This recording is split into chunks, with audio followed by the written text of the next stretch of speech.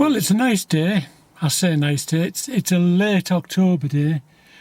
It's probably the best of what we're going to get. Probably one of the last chances I'm going to get out with the car perhaps this year. So I thought the perfect opportunity to introduce you to my Rover 75. So we'll have a little look round and hopefully you'll enjoy it.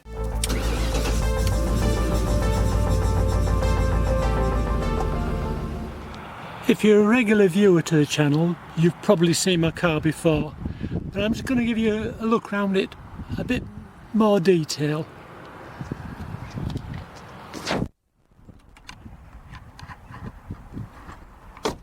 Quite a satisfying clunk, don't you think? So it's a 2004 and it's a facelift model, and as you can see it's a Rover 75 Tourer or estate car. And it's finished in pearlescent British racing green metallic, and it's got sandstone leather. As you can see, we've got the 17-inch star spoke alloy wheels, and they're actually finished in a colour called liquid metal. A lot of people think that the V8 Rovers came with the 18-inch Vortex wheels, which had an extra 2 blades. But that's not correct, because they were specified as standard fitment with the star spoke wheels, and you could specify the option of the Vortex wheels, which obviously many people did take up. What you'll see from the front end is that we've got the premium grille, which was designed originally to be fitted to the V8 Rovers. However, it was later fitted to the revised long wheelbase version produced in 2004, when it was brought in-house and built at Longbridge. Now, the V8 grille could also be fitted to any Rover 75 if you were prepared to pay the optional extra price. I think it was £1,350. And the premium bumper is still a rare sight. However, when Rover went into administration, I think more cars got fitted with the premium bumper than would ordinarily have been, because I think it was a question of, I had it in stock, get it on, get it fitted, get it out the doors. And it comes specified with rear parking sensors. The 75 Saloon and Tourer came with engine sizes of a 1.8, a 1.8 turbo, a 2 litre kV6 petrol engine and a 2.5 kV6, and not forgetting of course the 2 litre diesel.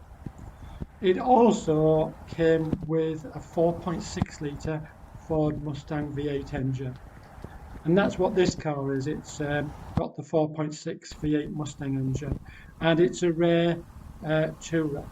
And I'll tell you a bit more about that later on. It also comes specified with the headlamp wash pack as well.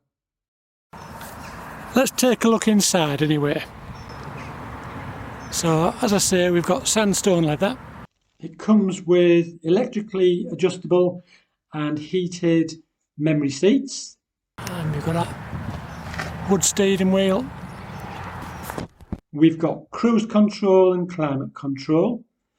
And of course, as you'd expect, you've got the facility on the steering wheel to be able to adjust the volume of the radio, and you've got the cruise control fitment as well.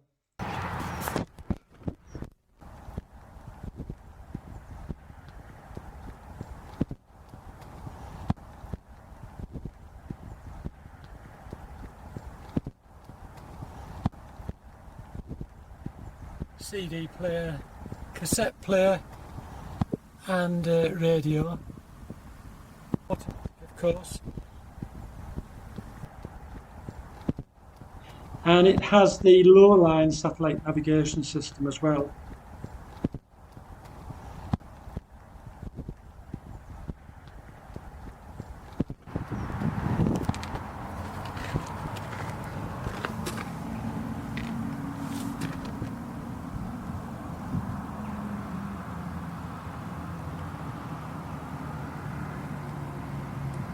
And of course, like most cars, you've got a 60-40 split rear seat. just to give things a bit more functionality.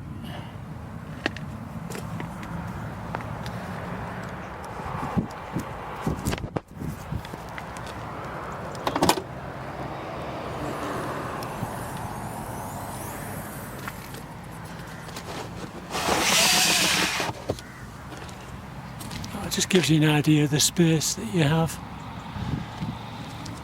There's nothing wrong with the carpet underneath, it's just to have a carpet over a carpet to keep things nice. And of course, with it being the V8, there isn't room for the battery under the bonnet, so that's where you have your battery, and obviously your CD player. No spare wheel, there's no room for a spare wheel, so you just get one of those gas canisters. It also has the rigid plastic load liner, which I've taken out the car for the moment. One of the other things that I do like is the facility to be able to just open the glass part itself without having to open the whole boot. It's very convenient.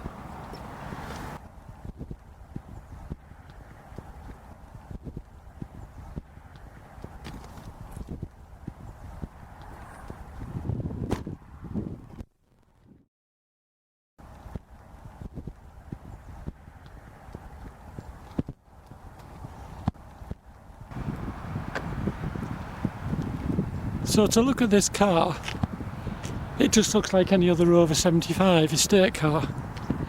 There's only just a couple of subtle differences, and as I said before, you've got the premium grille which was put on the V8, but you could specify it as an option on the standard cars.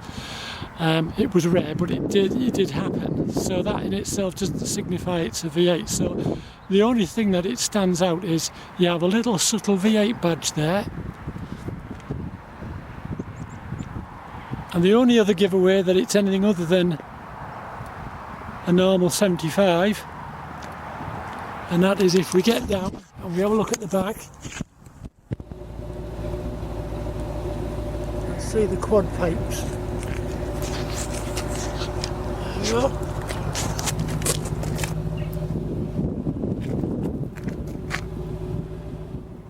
But the good thing about it, and I quite like the fact that anybody else thinks it's just a 75 estate car. I know it's got a V8 engine under the bonnet. Doesn't bother me whether anybody else knows. But that's the beauty of it, you know.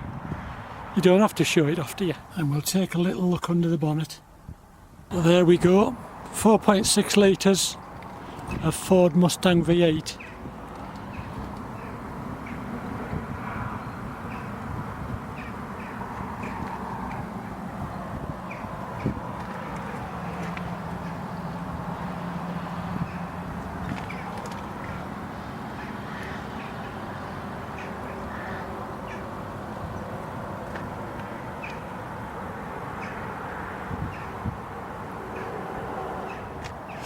The car was on display at the Classic Motor Show on the Rover 75 stand in 2016, and we've got another couple of stickers on the windscreen which I'm going to tell you about, and I'll tell you about that later. One says Rover Group and one says OBD.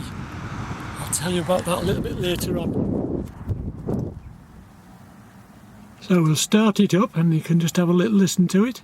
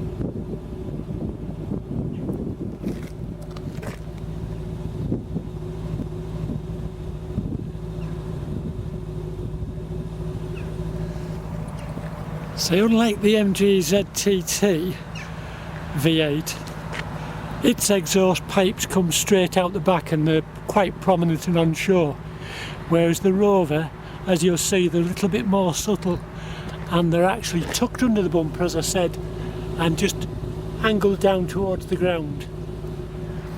The other difference, of course, with the Rover as regards to the MG, as I said, is manual. The Rover is automatic, and the Rover has an extra silencer box. I'll tell you a bit more about that later as well. Right, I'm just going to give it a little run up the road, and then I'll put it away.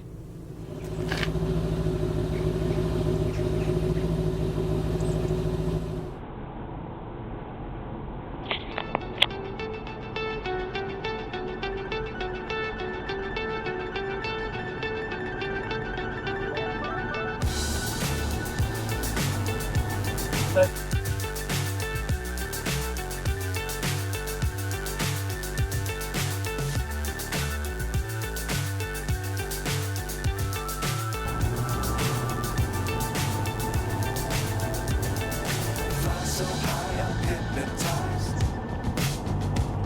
What's up is down, what's left is right. Chasing stars and holding you. I can't see the end, but we'll see it through.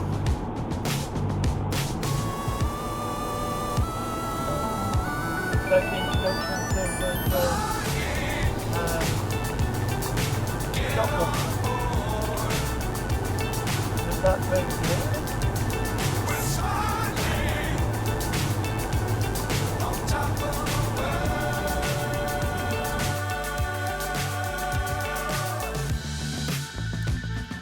Dangerous times, don't fly too high.